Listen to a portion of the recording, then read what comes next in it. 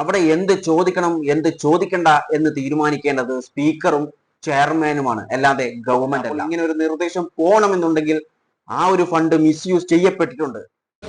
Now you are going back on your word. So I'd like to know, am I allowed to speak those points or not?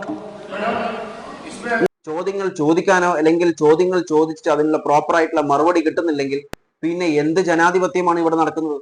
ലോകത്തിലെ ഏറ്റവും വലിയ ജനാധിപത്യ രാജ്യം എന്ന് അവകാശപ്പെടുന്ന നമ്മുടെ ഇന്ത്യക്ക് ഇനി അത് അവകാശപ്പെടാനുള്ള അർഹതയുണ്ടോ? നമ്മുടെ പാർലമെന്റ് അതിന്റെ വർക്കിംഗ്, അതിന്റെ ഫങ്ഷൻ പ്രോപ്പറായി ചെയ്യുന്നുണ്ടോ? PMO, പ്രൈം മിനിസ്റ്റേഴ്സ് ഓഫീസിൽ നിന്ന് പറഞ്ഞിട്ടുള്ളത് മിണ്ടരുത് എന്നാണ്. മിണ്ടരുത് എന്നുള്ളതാണ് മാതൃഭൂമി പത്രത്തിൽ ഇന്ന് ഒന്നാമത്തെ പേജിലെ പ്രധാനപ്പെട്ട ഹെഡ്ലൈൻ എന്നുള്ളതാണ്. പ്രധാനമന്ത്രിയുടെ ഫണ്ടിനെ പറ്റി മിണ്ടരുത്. 3 കേന്ദ്ര ഫണ്ടുകളെ കുറിച്ച് പാർലമെന്റിൽ ചോദ്യത്തിന് വിലക്ക്. കേന്ദ്ര നീക്കം ഫണ്ടിൽ പരിശോധന ഒഴിവാക്കാനെന്ന് കോൺഗ്രസ്. നിർദ്ദേശം നൽകിയത് പ്രധാനമന്ത്രിയുടെ ഓഫീസ്. 3 ഫണ്ടുകളാണ്. അതൊന്ന്